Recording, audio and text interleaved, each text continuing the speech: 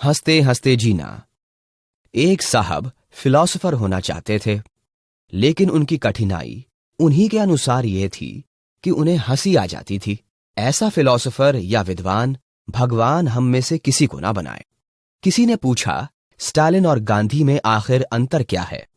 Stalin तानाशाह है, लाखों करोड़ों से डंडे के बल अपनी बात मनवा सकता है, लेकिन गांधी जी कौन कम है, उनकी बात करोड़ों मानते हैं।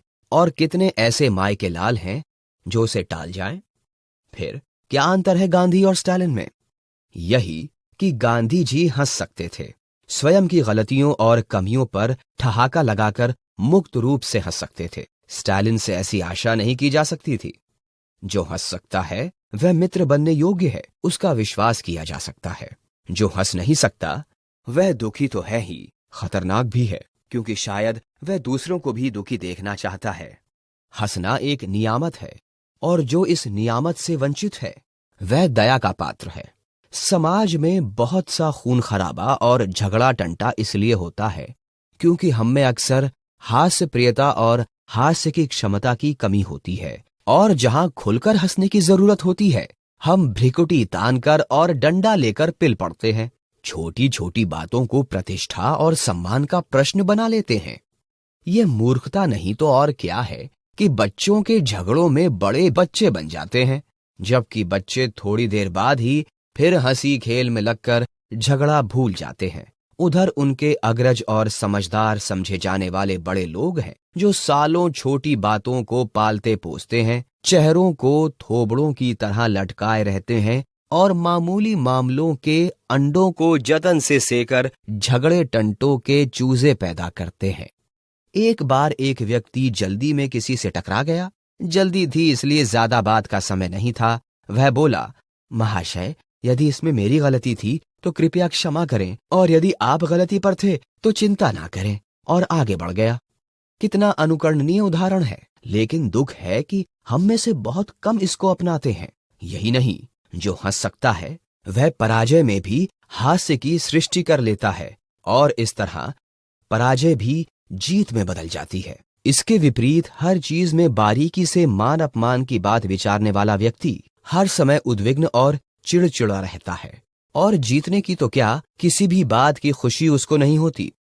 एक किस्सा है। शामत का मारा एक व्यापारी शहर के चुनाव में खड़ा हो गया। चुनाव का परिणाम निकला तो पता चला कि उसे कुल 3 वोट मिले थे। अगले दिन जब बाजार खुला तो व्यापारी की दुकान पर एक बड़ा सा नोटिस टंगा था, भाइयों, क्या आप कृपा करके मुझे उन 3 बेवकूफों के नाम बताएंगे जिन्होंने मुझे वोट दिए?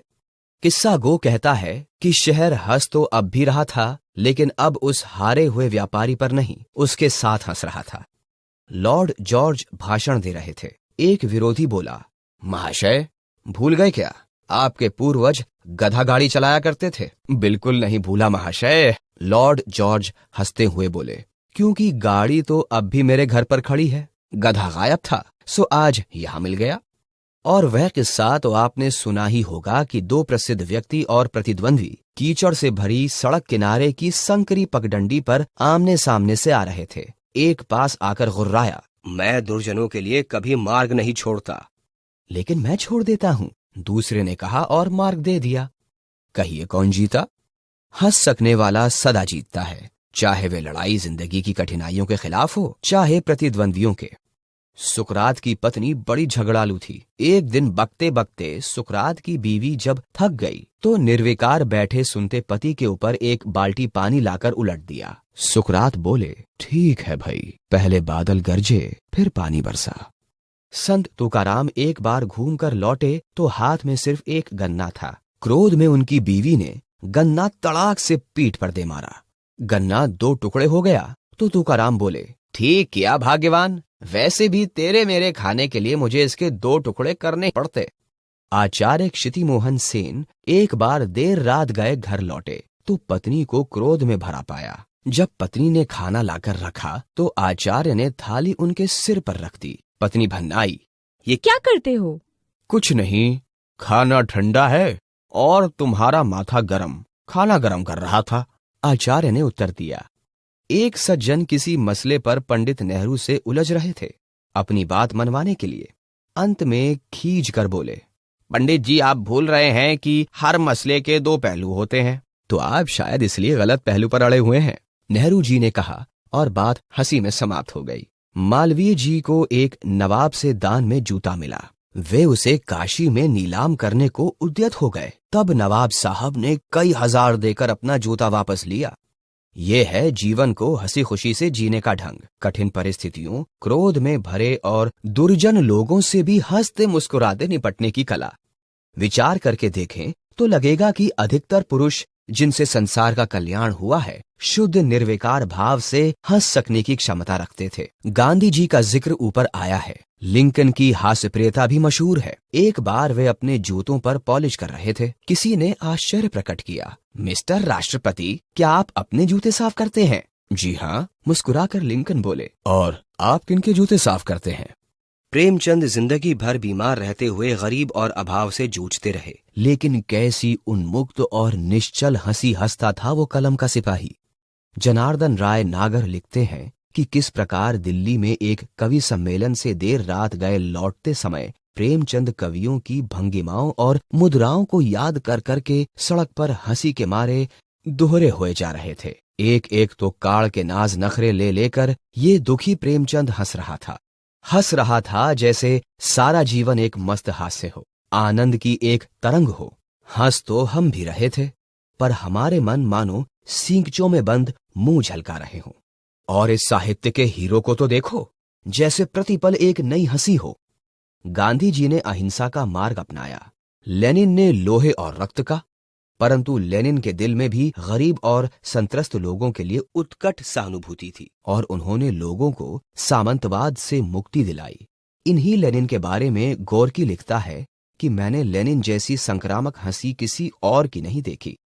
अजीब बात थी कि इतना कठोर, यथार्थवादी और शोषण से इतनी उत्कृष्ट घृणा करने वाला व्यक्ति बच्चों की तरह इतना हंसता था कि गला रूंधने लगता था, आंखों में आंसू आ जाते थे।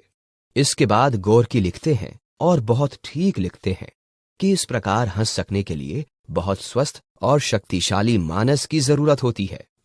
इसके विपरीत हिटलर था, जो अंदर ही अंदर सुलगता रहा और जिसने संसार में भी आग लगा दी।